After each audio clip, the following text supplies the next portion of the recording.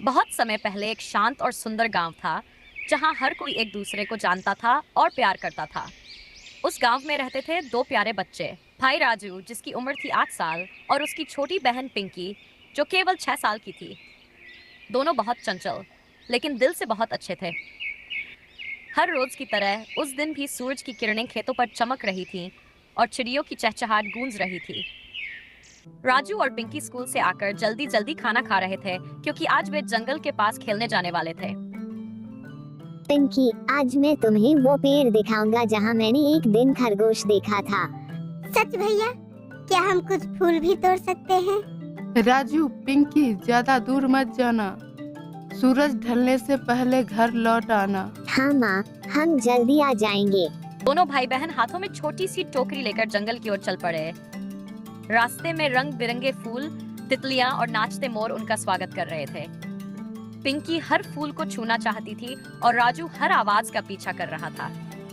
वो खेलते खेलते बहुत अंदर चले गए, इतना अंदर कि उन्हें पता ही नहीं चला कि वो रास्ता भूल गए हैं। भैया, ये रास्ता तो हमारे गांव का नहीं लग रहा। अरे हाँ, ये तो बिल्कुल अलग है। शायद हम थोड़ा भटक गए हैं, लेकिन डर मत पिंकी, मैं हूँ ना। धीरे धीरे सूरज ढलने लगा और जंगल में अंधेरा बढ़ने लगा। जानवरों की आवाजें तेज हो गई। कहीं उल्लू बोल रहा था, कहीं झाड़ियों में कुछ सरसराहट हो रही थी। पिंकी ने डर के मारे राजू का हाथ कसकर पकड़ लिया। भैया, मुझे डर लग रहा है। माँ भी चिंता कर रही होगी। हम इधर उधर देखता हूँ, शायद गांव की रोशनी दिखाई दे। वे एक ऊंचे पत्थर पर चढ़े, लेकिन चारों ओर सिर्फ पेड़ और अंधेरा था।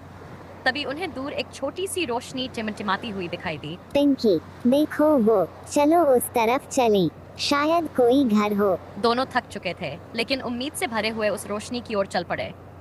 करीब पहुंचने पर उन्होंने देखा कि एक छोटी सी झोंपड़ी है और उसके अंदर एक बूढ़े बाबा आग ताप रहे थे। अरे बच्चों, तुम यहाँ जंगल में कहाँ से आ गए? बाबा जी, हम रास्ता भूल गए हैं। हमारे गांव का रास्ता नहीं मिल रहा। माँ घर पर इंतजार कर रही होंगी। डरो मत बच्चों, अंदर आ जाओ, कुछ गर्म दूध पियो और आराम करो। सुबह होने पर मैं तुम्हें गांव पहुंचा दूंगा। बाबा जी की झोंपड़ी में बैठकर दोनों ने गर्म दूध पिया और एक कंबल में लिपट कर सो गए। रात भर बाहर हवाएं चलती रहीं, लेकिन बच्चों को बाबा की गोद में पूरा आराम और सुरक्षा महसूस हुई। अगली सुबह सूरज की किरणों से जब जंगल रोशन हुआ, बाबा ने अपनी लकड़ी की लाठी उठाई और बच्चों को साथ लेकर गांव की ओर चल पड़े। बाबा जी, क्या आप हमेशा जंगल में ही रहते हैं? हाँ बेटा, मुझे यहाँ शांति मिलती है और कभी कभी कोई भटका हुआ मेहमान भी। थोड़ी ही देर में गांव की कच्ची सड़क दिखाई दी। माँ पहले से ही गांव वालों के साथ बच्चों को ढूंढ रही थी। जैसे ही उन्होंने राजू और पिंकी को देखा, दौड़कर गले से लगा लिया। राजू, पिंकी, तुम दोनों ठीक तो हो? कितना डर गई थी मैं। माँ, हमें माफ कर दो, हम खेलने में बहुत दूर चले गए थे। अगर बाबा जी ना होते तो। धन्यवाद बाबा जी, आपने मेरे बच्चों की रक्षा की। बच्चे अनमोल होते हैं, भगवान का आशीर्वाद हमेशा इन पर बना रहे। उस दिन के बाद राजू और पिंकी ने सीखा कि बिना बताए कहीं नहीं आना चाहिए और जंगल केवल दूर से देखने की चीज है। लेकिन उस अनुभव ने उन्हें एक बात जरूर सिखा दी, हिम्मत, समझदारी और एक दूसरे का साथ हर मुश्किल में काम आता है। अब हम कभी बिना बताए नहीं जाएंगे माँ।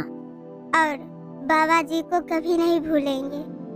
तो बच्चों, इस कहानी से हमने क्या सीखा कि चाहे कितनी भी बड़ी मुसीबत क्यों ना हो, अगर हम हिम्मत रखें और एक दूसरे का साथ ना छोड़ें, तो हर रास्ता फिर से मिल सकता है।